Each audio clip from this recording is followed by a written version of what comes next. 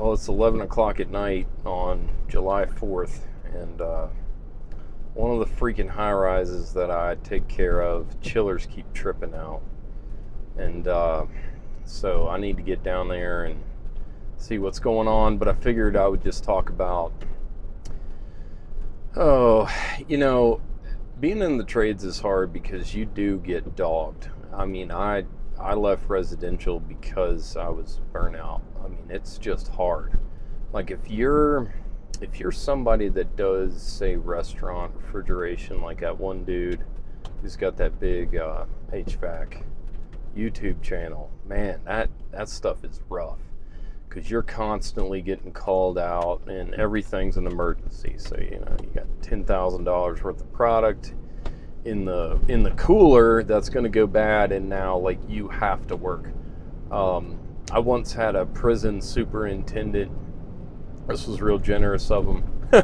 He told me that I would need to work like all night and the next day and the next night with no rest to fix this system. And it's like, bro, I understand that you paid a lot for this system, but give me a break, dude. Like, I'm a human, and if I can't get it going, like, I can't get it going.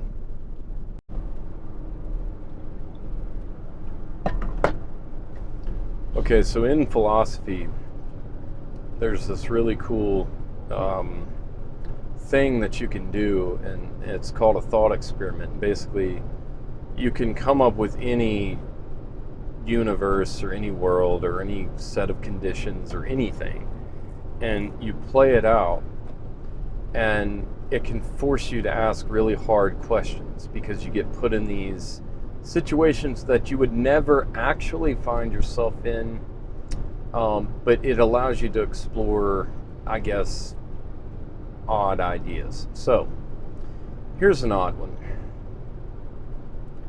You're standing on the edge of a pond and you look in the center and there's a drowning child just flailing, can't swim, can't breathe, drowning.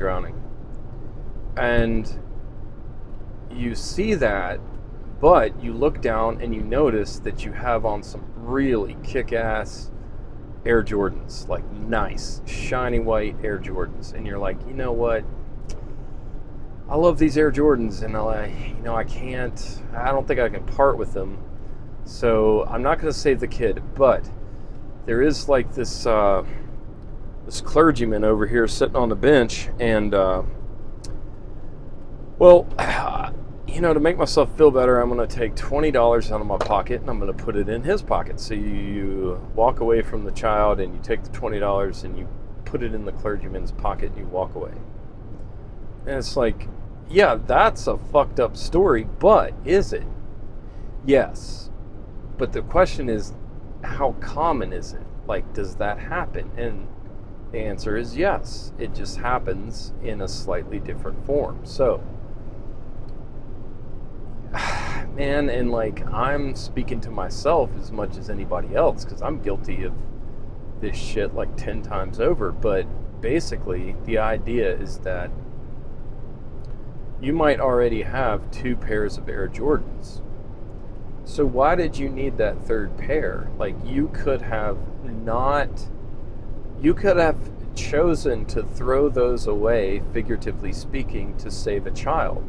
Like, you could take that, $100, $200 or whatever, and you could have bought like 10 mosquito nets. And this is one of the things that impressed me about Bart Ehrman, who's someone that you should look into if you want like a scholarly take on the Bible and how it was created and all that stuff. But he's got this blog where he answers questions and whatnot, and all of the proceeds, all of it, goes to buy mosquito nets. And it's like, man, that's wonderful. So, I think that at the end of the day, I don't think any of us are really good or bad. I think we're just basically people because, that kid if that kid was put in your shoes, like, it would do the same thing. Walk away and give the priest the money. And the symbolism there is like how all of this money is being taken in by these like religious organizations and communities. They really don't look like they're profiting from it. I mean, there's some churches, like there's one in my area that's real good, runs like a child care that's really affordable, and they do a like a what do they call it? It's like a food bank, yeah. So they get this food that's about to expire, and they hand it out to poor people for free, and it's like, man, that's awesome. But no, for the most part, it's like, oh my God, man, like, why are we giving you money so you can buy jets? Like, we don't need fucking jets, man. We need kids at cobalt mines to have fucking boots. Let's do that first, and then we worry about the jet. It's like, you know, if you can like launch a YouTube video and be seen by everyone in the world, like, why do you even need a private jet? So I think that's where, but you know, when you really get down to it, all of these evils are really just fractal. Like, maybe I don't have a yacht within a yacht only because my life path didn't involve trillions and trillions of dollars. Like, I don't know what that kind of power would have done to me because I've never been tested that way, right? So I've been thinking a lot about how, like, I have been all things at some point in time, just with maybe less power than Jeff Bezos or Elon Musk, or, you know, less power than most people, like less power than a governor, less power than, oh geez, like an office worker. You know, as an HVAC tech, like, we're low on the totem pole. Like, here I am driving to this high rise to fix these fucking chillers because the building's like 85 degrees, you know. So yeah, we're really low down on the totem pole, and it makes you wonder. What's interesting is, like, in my own way, according to my own measure of power, I have been the cheat. I've been a thief. I've been a deceiver. I've been a liar. I've been I've been, let's see, a manipulator. I have treated women poorly. I have treated children poorly. I've done all of these things that I think it's, you know, the human experience is just basically the same in a different, it's the same exact thing, just at a different level, maybe you could say, because I'm convinced that a lot of these famous people, like, they have the same problems I have. You know, for example, it gets hard to satisfy your cravings, right? You know, whether you're making, you know, $24,000 a year or making $500,000, it's like, it's hard to satisfy cravings. You know, it's, you want to work for this money to get this stuff, and that's understandable.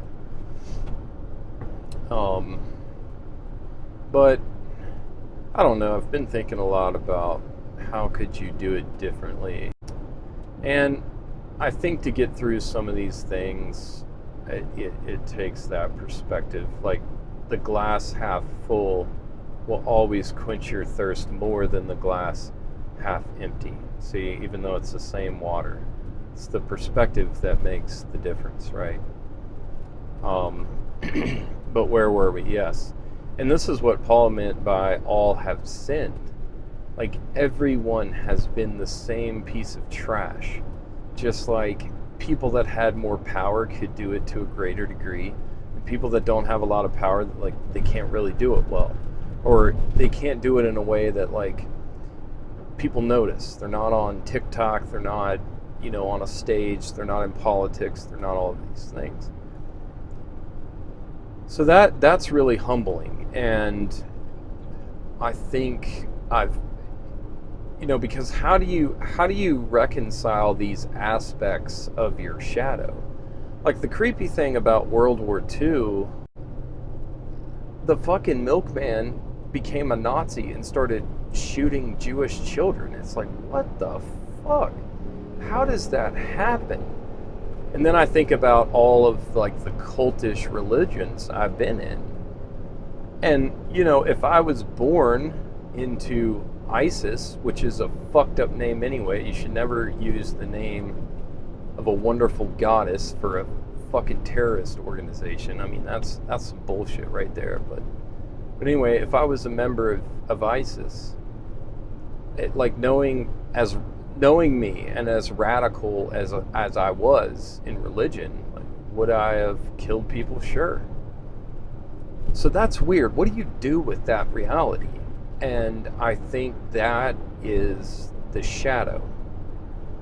And when you so part of like ascending in consciousness and and I guess taking a step forward spiritually requires you to get out of this knowledge of good and evil type mindset, which is what humans have been stuck in for,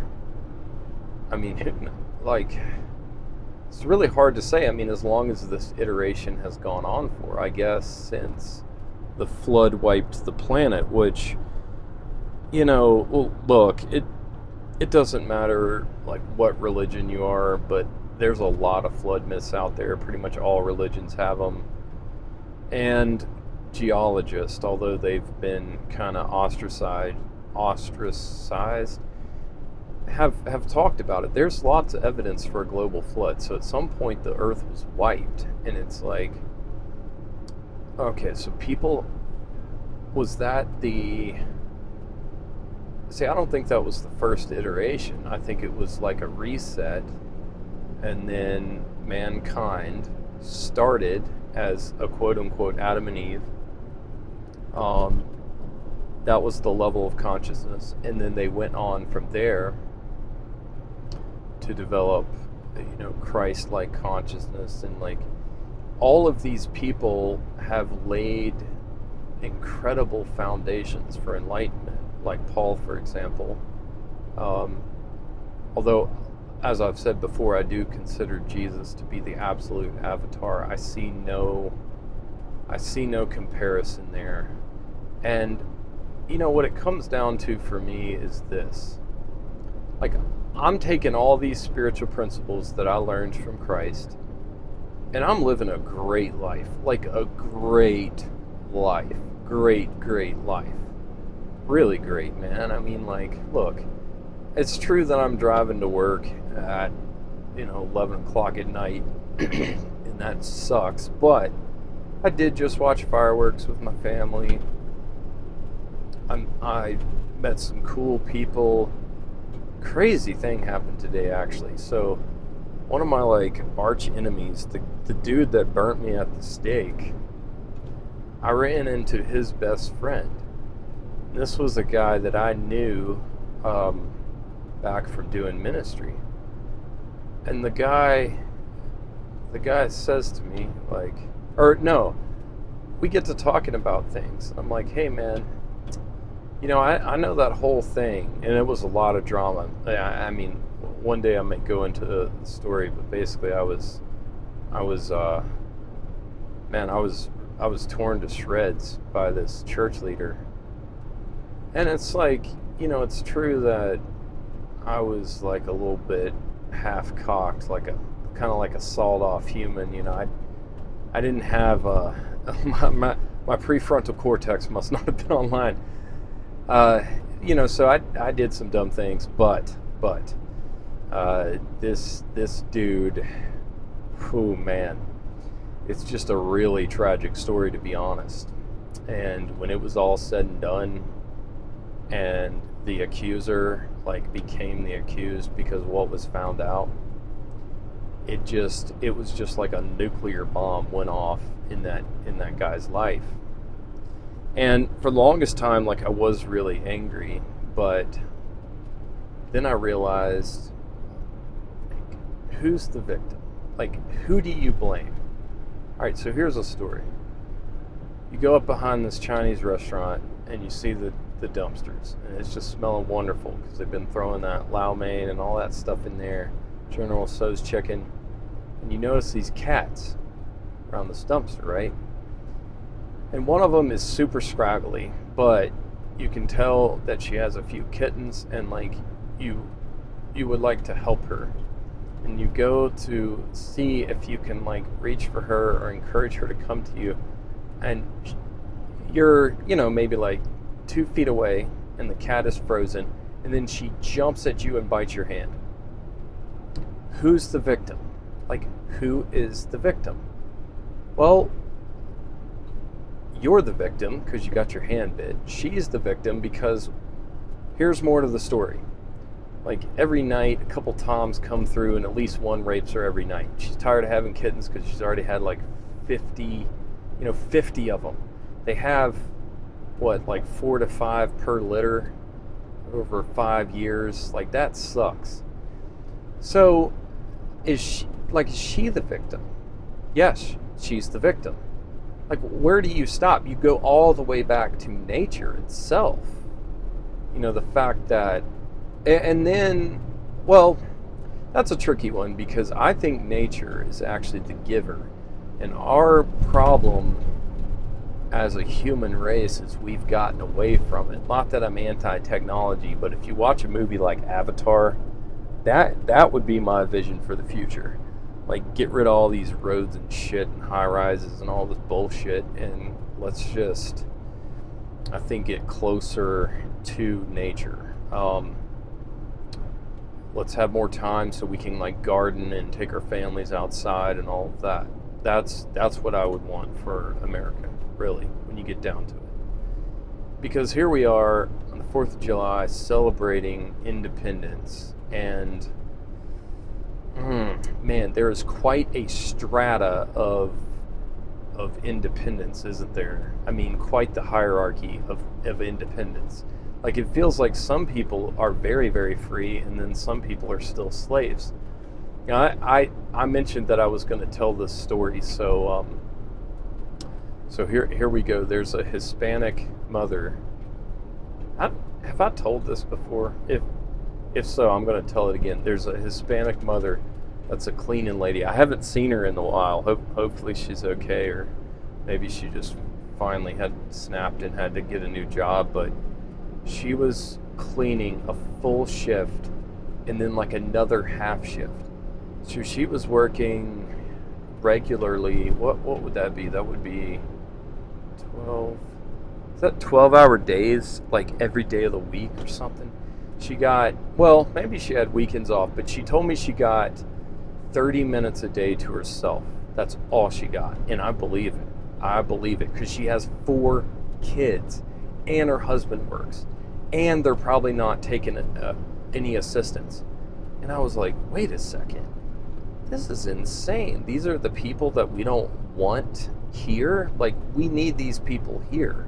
They are really good people. Like, good people. Really good people. Okay. So, you know, she's struggling. Now, this is what she tells me. Now, you remember the video I did where I diluted the hydrochloric acid and got it down to like 5%. Well, in the course of doing that, I looked up the SDS, and it's 25% hydrochloric acid. So this cleaner starts coughing, and she's like, "Oh, don't worry, I'm not sick. It's just my throat." And she was like, "They forced me to use this cleaner, and it burns my throat every time I use it. I hate it. I try to use this other stuff, and they won't let me do it because it doesn't smell right, or I don't know what it was. It was some like bullshit that they were forcing her to use 25% hydrochloric acid. Now, if you've never been around that, you need to experience it, but I'm going to tell you right now, you you'll wish that you didn't. I've gotten hit by muriatic acid, and that's, in the same category, I think, as far as concentration, but it is rough. I mean, hydrochloric acid is basically, I think it's off-gassing chlorine, so it fucks you up pretty good. I mean, it's nasty stuff. So yeah, man, it's crazy. That's crazy. And so we got to talking, and she was like, basically, yeah, we're modern day slaves. And I was like, holy shit. Yeah. I mean, I felt dumb for not connecting the dots, but I was like, wow, these are real slaves.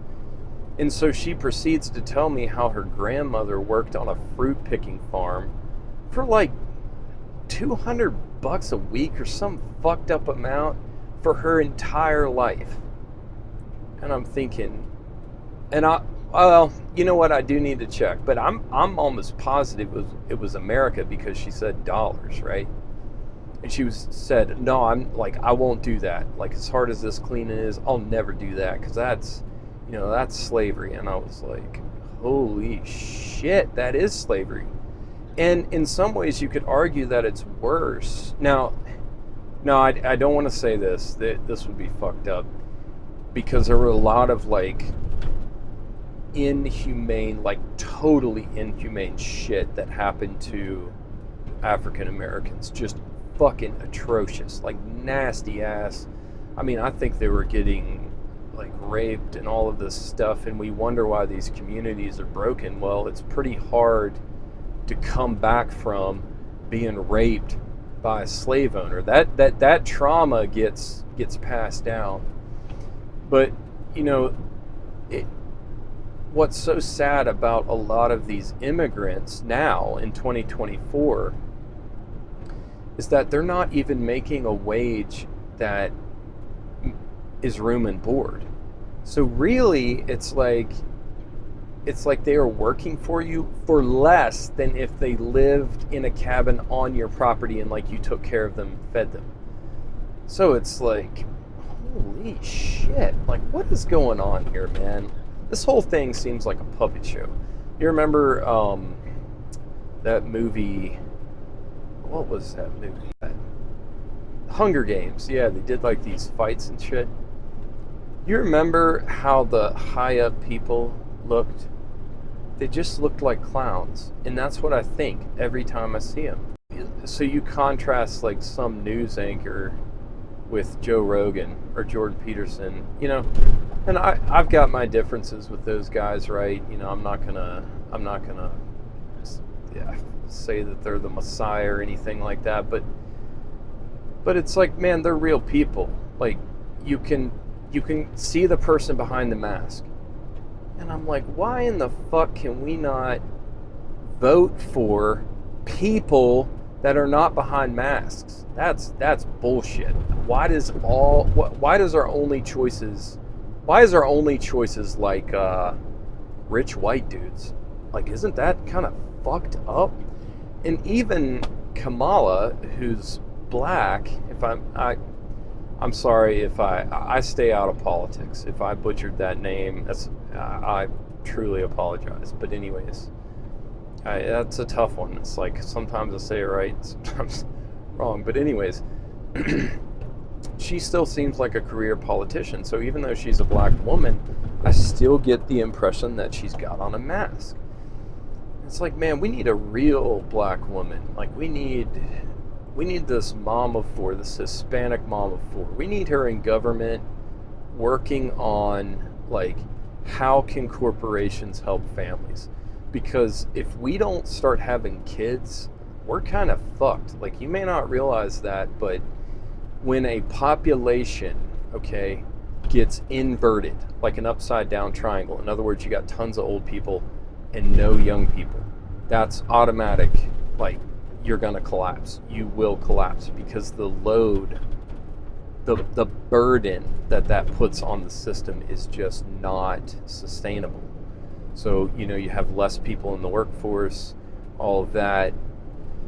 So yeah, kids are a huge priority. Why in the fuck would you not like, I don't know, even give moms like a special amount of welfare just for breastfeeding kids, or, you know, formula or whatever they're doing. It's hard. Like, you're getting up 2 to 3 times a night, trying to feed these little monsters, and half the fucking time you can't tell what they want, and then you don't know if they have gas, and then they shit all over the place, and then you change the diaper and they shit in that again. It's hard work raising kids. Hard work.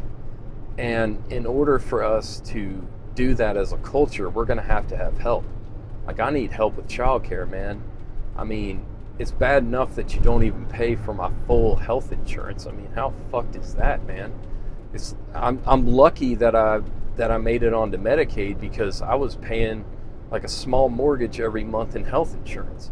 And then when we would have a kid, we're still paying a $7,000 bill, because that's the deductible.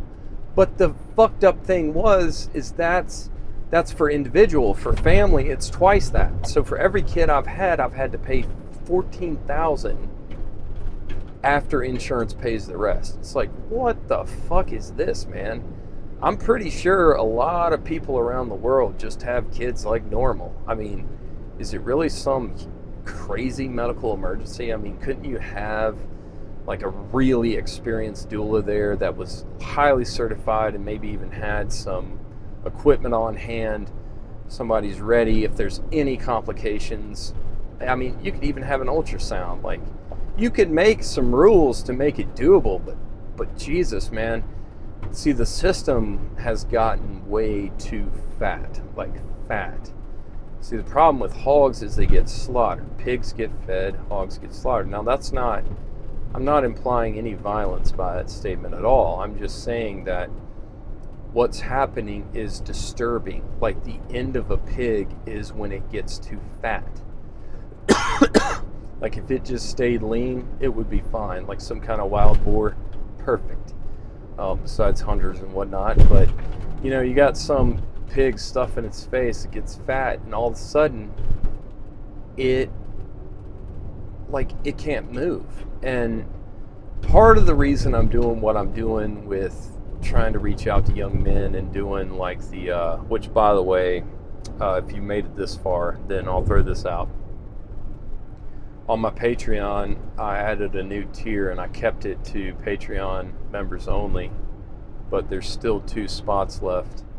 And basically it's like, if you want to do like a 30-minute chat about HVAC, the career, I mean, it can even be spiritual stuff. I'm not opposed to talking about anything really, but obviously, like, I'm not a licensed life coach or anything even close to that. So, you know,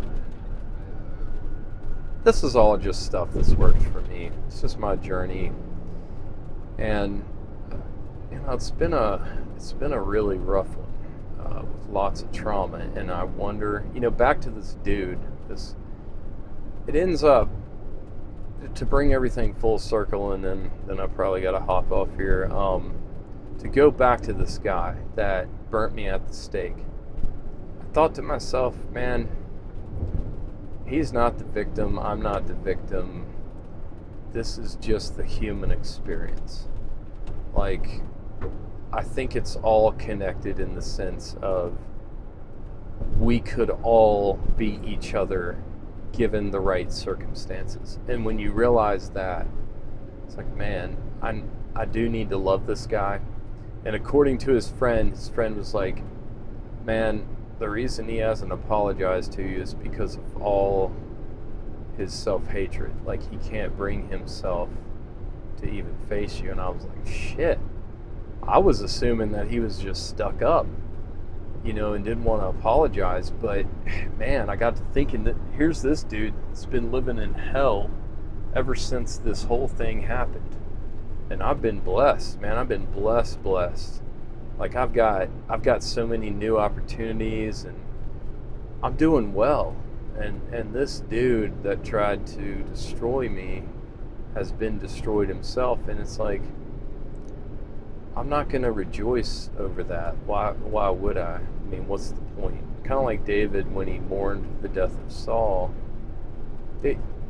By the way, the Bible is a weird book. It is weird AF. Like, I don't understand, did this stuff happen? Did it not? Why is so much of it mirrored in ancient texts? Like, the Book of the Dead has the exact, like, ridiculously similar passages of, I don't know, scripture or whatever. What do you call verses out of the Book of the Dead? You can find them in the Bible, and it's like, what is this? This is really weird, and there's all of these kind of like patterns. But David not rejoicing over Saul's death, like, that is a spiritual power. That is like a, think of it as like an abracadabra, like that's a formula right there for how you survive something like that. Because David was hunted, and I mean, he lost his entire life, but he didn't lose his soul, and that's what's so beautiful about it, man. Like, he didn't lose his soul. He mourned the death of Saul. And, you know, I've done a lot of healing to try to get to this place, and it feels good. Well, that was a lot of random stuff, you know. To be honest, God, 11:30 at night now, or later, a little bit later. Oh, geez, you know, I just want to go to sleep, man. I've been squirreling with kids all day, and let me tell you something. Taking a here's a weird thing. Talking has helped me make the drive, so I'll throw in another couple stories. My son, man, like, what's up with this kid? If, you know, I've been thinking a lot more about reincarnation, and I'm like, is this kid, like, did he have past trauma, like, somehow? So all of his dreams are about people dying, and like guns and swords and shit. And I don't even know, like, we don't let him watch that stuff on TV. And then today, he steals the face paint and paints his face red, like blood red. And then there was an American flag already on his cheek, and I was like, oh my God.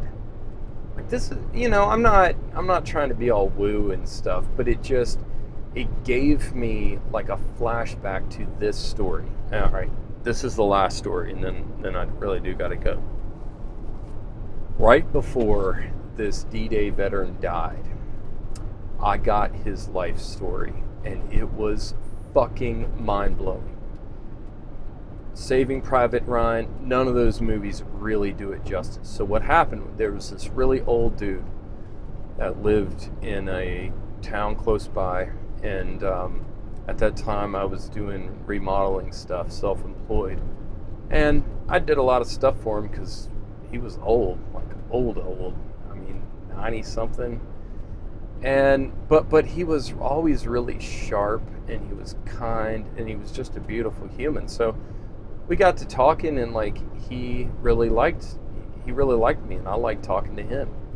Well, one day, and this really was shortly before he died, he took me back into his back study, and I was like, oh, this is weird, like, you know, because there's all of these war pictures and medallions and like all this shit, and I was like, oh boy, because I knew that he was in D-Day, but I didn't know the details. And I thought to myself, man, I cannot ask this veteran what it was like. But on the one hand, I was like, this dude is going to die soon. Like, I need to know, what was it like? And so, as tactfully as possible, I was like, hey man, you know, I know you don't, like, if you don't want to talk about this, it's cool. Like, don't worry about it. But is there anything you can tell me about that day and what it was like? And he was like, yeah, I'll tell you. And so I was like, oh, all right, let's go. And he starts talking about it, and he's like, okay, well, we were in these basically like dumpsters with, I guess, propellers, and they had this ramp that was at an angle, I think a forward angle, and it was thick steel, but it was their only protection. He said, like, he kept saying the word hail, and I couldn't understand what he was saying. But finally, he was like, yes, it sounded like hail on a tin roof. And I was like, oh, shit. And he said, yes, so many rounds were hitting that ramp that you could scream at the guy next to you, because he was the driver and his best friend was the gunner. We would scream at each other and we couldn't hear a word we were saying. And he said it was a nightmare. He said the Germans had cut off tank turrets and mounted them on concrete pads. And so they were actually being hit with tank shells. And his best friend beside him got blown in half by a tank shell. And Don saw this. Don saw the chunks like dropping in the water. I mean, this is fucked up. And I was like, Don, man, are you sure you want to talk about this? And he was, he said, yeah. He said, it haunted me for just my entire life until this therapist told me I had to talk about it. And I started talking about it and I started healing, and I was like, oh my God. Whew, okay, well, let's keep going. And so Don, he keeps the story, and it just like keeps getting worse. He's like, yeah. So the problem with the beach at Normandy was that, first of all, so he pulled out a photo and showed me the beach, and I was like, what the fuck? It's like 100 yards. It's like a giant football field of sand that you have to cross from the point that the waves end to the bank, which is like steep ass mountain. So these dudes are doing that, but here's the crazy part. They had all this gear on them, and Don said that at least half of them drowned as soon as they hit the water. Even though there was all that flat beach, where they had to drop the troops because they didn't want to get grounded on a sandbar, was further out, and there it was deep, and the guys would just fall in, and they had so much gear on them they couldn't swim, so half of them died. And then he said a lot of them, like, he saw them crossing the beach and they would get stuck in barbed wire, in like blood and gore everywhere, because the ones that were stuck in barbed wire then got like machine gun, and they were using 50 cals and stuff. Like, this was heavy artillery. And he said, so once we got up to the mountain, then we had to climb. And he said, like, basically it was hell, but the way that we took the mountain was to get flamethrowers and start like just nuking the pillboxes with like napalm or whatever those things put out. Maybe it's just flames. And grenades. Like, they would throw grenades in the pillboxes that because the Germans were so heavily fortified, no rounds could get to them from like the beach area. You had to go right up to them to kill them. And I'm thinking, so here you are watching burning bodies in a bunker. Like, this is fucked. Now, all of that was horrible. Don's friend getting blown up and all of that. But then Don tells me, because I asked him, I was like, well, Don, because he kept talking about how many men, like how many of them died and all that stuff. So I got to thinking, I was like, see, I always assumed they took one trip. I don't know why I thought that. But I was like, Don, so how many trips did you take? And he said, I think it was 8. He had taken 8 trips. And I'm like, holy shit. Like, where do you grow the balls to take 8 trips like that? Like, no fucking way. Like, I don't think I'm doing that. Like, I don't think I'm gonna do it. Like, I don't know. Like, these wars are fucked up. But the point is, the main point is, he was the monster that I needed him to be. Because there was a monster walking this earth. an absolute fucking evil monster. And these men went into hell and became monsters. Hey, have you ever seen there's this metal band that does tributes to a lot of veterans. It's Five Finger Death Punch. And if you look at the album, like seriously, you need to look this up. If you look at the album, there's all these demons, and they have like weapons, and then there's a bigger demon, like 2-3 times the size, like jacked with knives, like killing the weaker demons. And it's like, holy shit. You know, Don, his sacrifice was that he was the monster that I needed him to be. Like, even if it was a rich man's war, which is fucked, it's fucking ridiculous. I mean, man, that stuff is inexcusable. But Don still sacrificed his life in that way. Like, we needed to win that war, regardless of how it started or whatever, you know. And here's the thing. That's the trauma that we've been through as a nation. If you really want to understand, like, your granddad and your dad and then yourself, you have to understand that trauma. And the great grandfathers, you know, oh man, you don't just come back from D-Day and like become a great dad with no help. Like, I don't even know if they were offered counseling or anything. So, you know, my perspective on who's the victim has changed a lot. Like, yeah, I think a big ol' dose of forgiveness would do the world like a lot of good, because we've been through a lot of shit. Like, let's just be honest. You know, that war was crazy. The fact that, you know, another one could be on the horizon is crazier.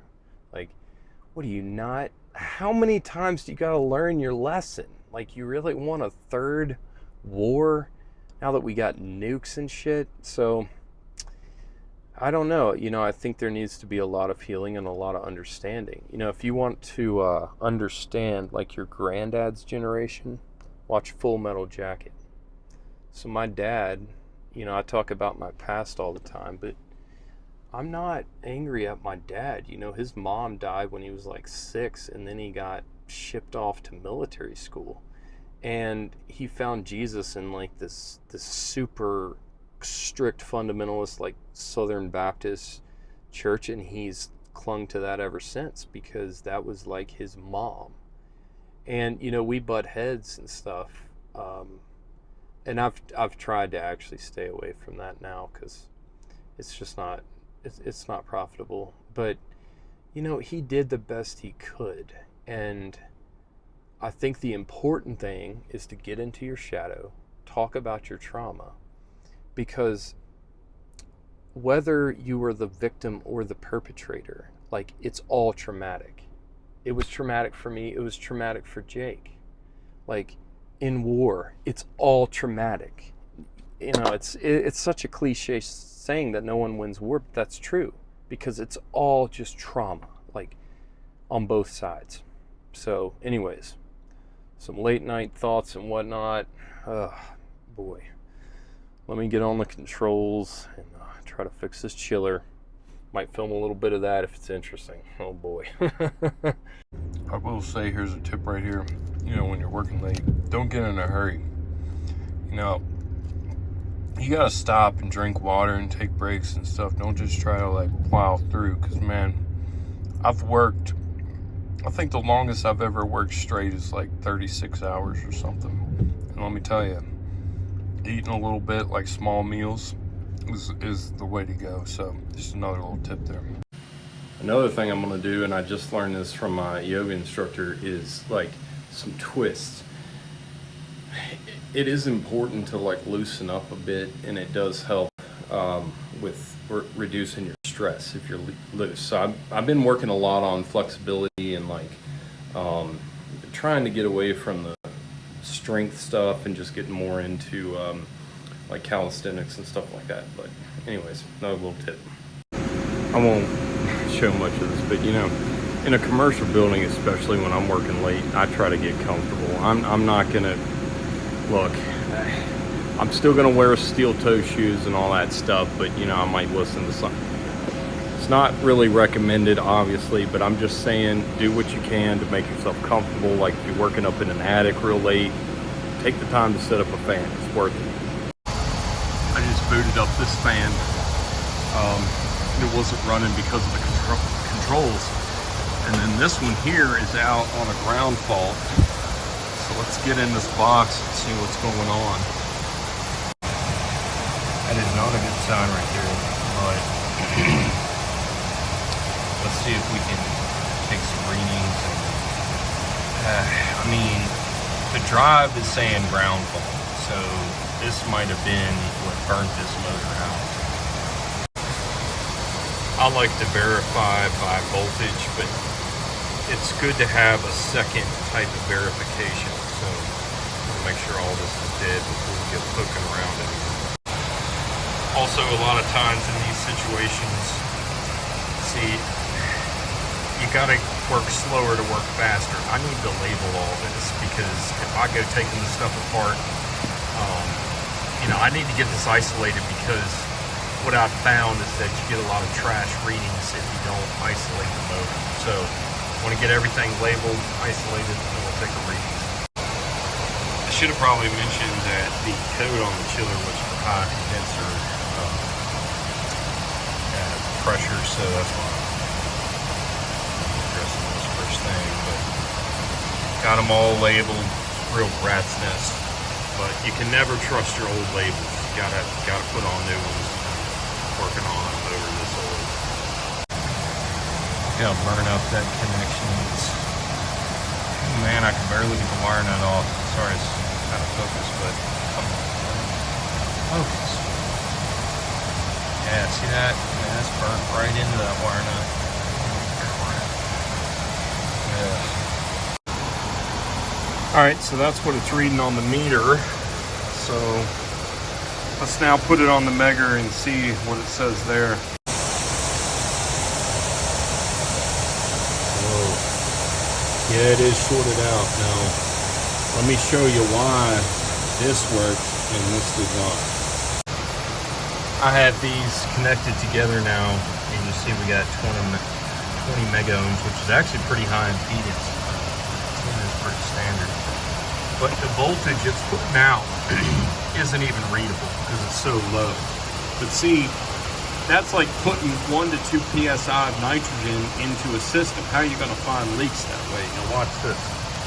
Go over here, switch this to volts DC, and then we put this right around. Man, I could do it up to 1,000 probably. Man, that'd be rough for that meter. Nah, better not. Nah, I'm not. Let's just see. Oh, yeah. Can't even take that. I like to know that my meter can take some abuse. Makes me feel safer. Oh, look at that. I think she got nuked. Maybe. Oh.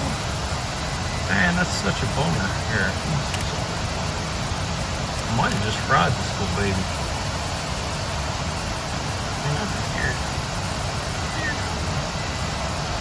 What's going on? That's off by a factor of 10. Man, that's weird.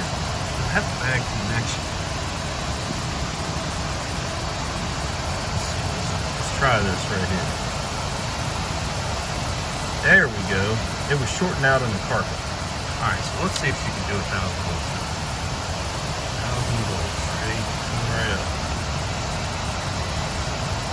Woo! She can take it. Take it like a champ. There's the impedance on that meter. Like I said, you know, and right around that level is normal. Alright, enough playing around. Alright, this thing's in unoccupied, so I'm trying to create a schedule exception. Yeah. So now I just moved it into occupied because I want to get these chillers to run. Yeah, the problem was just that I wasn't in the active section. I was in the log. Of course, you can't clear.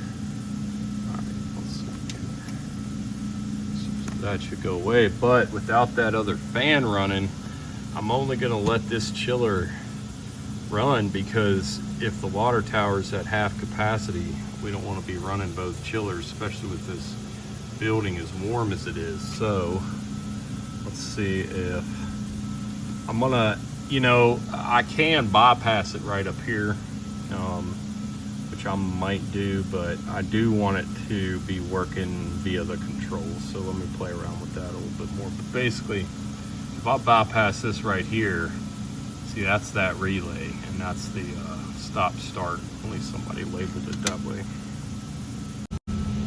I got everything running except this chiller, because for whatever reason Tracer doesn't want to command it on. It says it's in auto, but it should be booting up. I might give it a little more time, but I wanted to show this. I went ahead and took these wire nuts off. Now I haven't done this yet, but see, we'll have this little jumper. Oh, there we go. So it just got told to run on its own. Awesome. So it should be starting up now, I think. Evap flow. I'll have to look into that. But yeah, so typically with these, like, this is going to be your control, and then this is the wire we need switched. So it's just going to connect. Basically, this chiller has a command to run via probably, I'd have to look at how this terminal block is set up, but you know, it's going to be connecting a couple wires in here, telling it to run. So see, this does mean that it's on. I just heard something kind of nasty. I think that's just the yeah, oil pump running. I say nasty, but that's a pretty normal sound for that oil pump. Okay, all right, so she's getting ready to fire up. All right, this is the way she's running. This is going to be brutal, but you can see we are hot, and all the floors are hot. So the main thing I need is for this tower to be able to offload this amount of heat. But we'll see what happens. Maybe I can throttle the chiller back, step it down or something. I don't know yet, but we'll see. Look at the screen, it's like fucking 1970.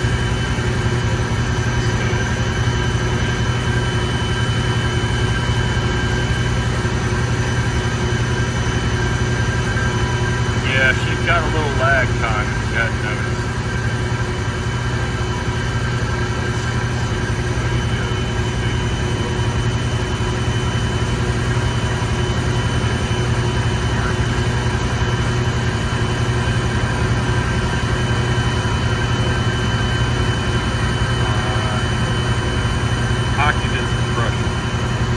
This is 130 right here. Now, I know from the manual that I can bump this up at least 10 PSI.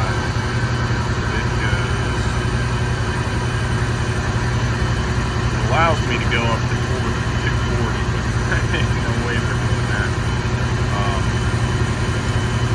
Let's see. What you gotta understand is this controller can be used for all different kinds of stuff.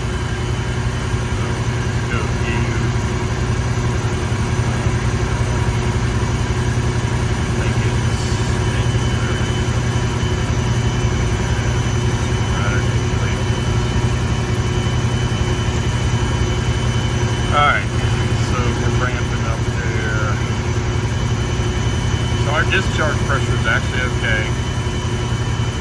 Let's bring that down a bit, but man, that's a high heat load. But our tower's doing a lot better now. It's cooled down, and it's a real scorcher today with lots of humidity.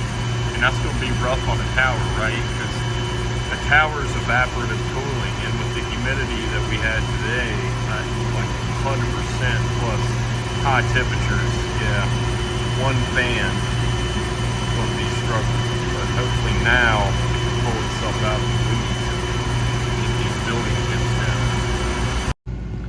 Oh my God, look at these temps. And these people whine about temps all the time, but man, oh boy, yeah, 82. I bet you they're glad I came in tonight. Look at that. Sleeping in their nice little beds. You know, this is a weird situation. You know, I got an office chair from this government facility that they were just throwing away. Perfectly good office chair, was $800 brand new. They also, my buddy got a fridge because apparently every 5 years they upgrade their appliances and just throw them out. Just straight up throw out these nice brand new fridges, basically, you know, 5 years old. You can normally get at least another 5 to 10 years out of them. But yeah, that's my tax money at work there. Yeah, all right, so let's see what it's doing.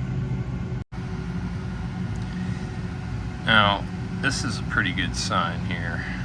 So we got our chiller running, our water's coming down, and you can see that we're running at 85 with a 70-degree ambient, but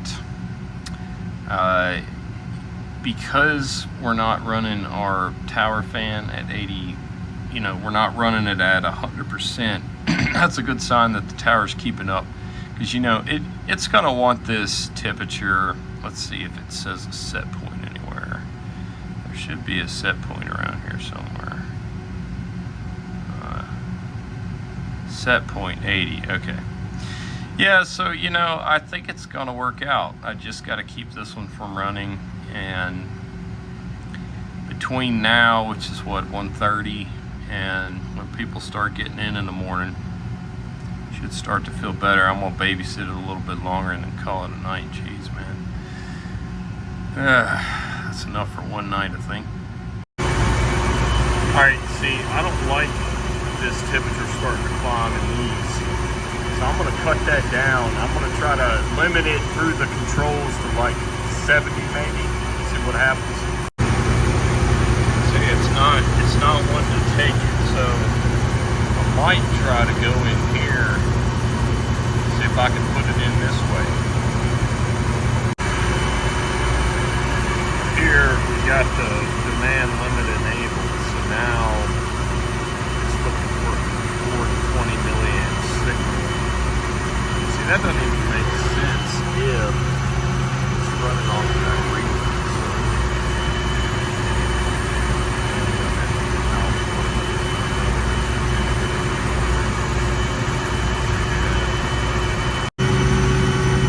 Okay, now what I needed to confirm is that this was a percentage over here. Unless it tells me maybe. Oh.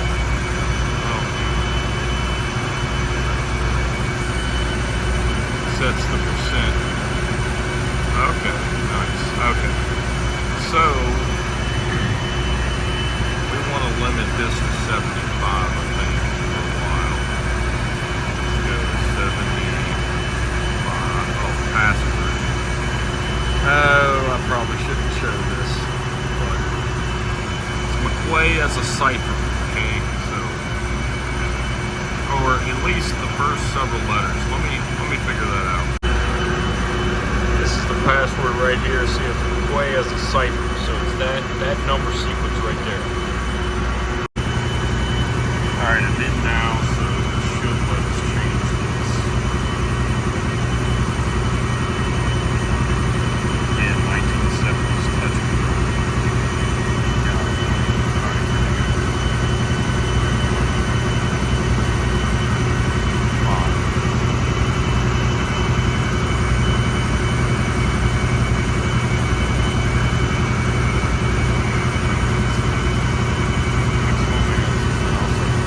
Now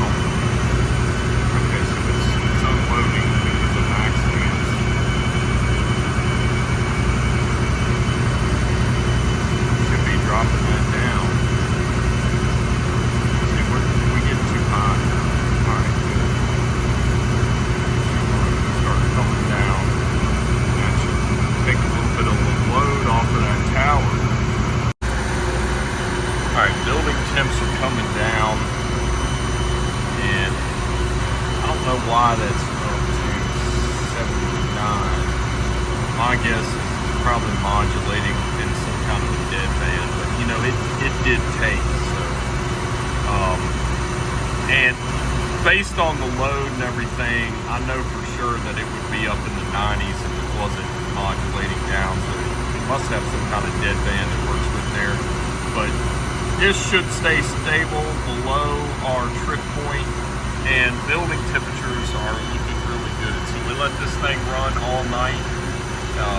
Should be good enough in the morning, and you know, I did all I could. I need to get the fuck out of here.